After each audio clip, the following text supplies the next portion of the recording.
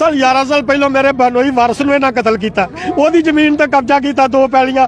फिर 10-11 साल तो बाद इन्हां जिहड़ा कतल होया इहदे सौरा जिहड़ा पैरवी करदा सी ओहनूं कतल कर दिता।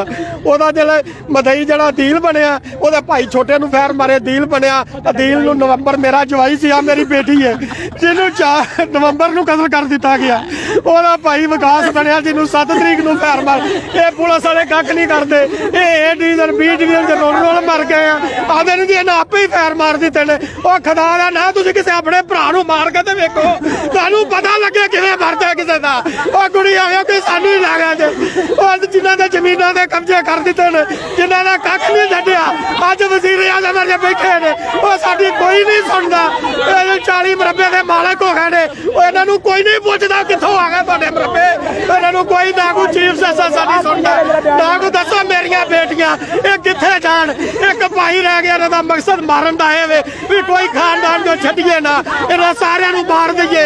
ओ भाई दसो असीं कित्थे करिए, साडी कोई सुणदा नहीं। SHO पहले ही 4 बंदे उन्हां दे नौकर फड़े जी, दसो फैर वजन डे ने 10 बजे, SHO 7 बजे फड़ के बंदे पाए ने। दसो कोई गल करन वाली है, ओ खुदा दा नाम है, कोई खुदा दा खौफ करो, ओ अल्लाह तो डर जाओ, ओ खुदा दा सुलम पै जा तुहाडे ते, ओ इन्हां लोकां नूं लै जा, ओ या अल्लाह इन्हां दे कहर पै जा, ओ या अल्लाह साडा खानदान तबाह कर दिता, ओ या अल्लाह तू ही साडी सुन ले। ए पाकिस्तान च कोई इंसाफ नहीं रह गया, ओ या अल्लाह तू साडा इंसाफ कर दे, या अल्लाह तू ही साडा इंसाफ करन वाला, साडा इंसाफ नहीं रह गया। ए पुलिस वाले साडा कोई इंसाफ नहीं जे करते, ए साडी कोई गल नहीं जे सुनते, खुदा दा नाम है साडी कोई गल नहीं जे सुनते। ए पैसे 30-30 लाख रुपया खा जांदे जे, ए कख नहीं जे करदे, सानू थाने तक नहीं वड़न देंदे।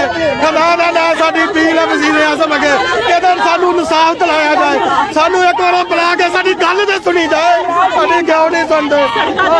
आ छोटियां भैणां 10 साल पहले साडे प्यो नूं इन्हां कतल कीता, 7 साल पहले जमीन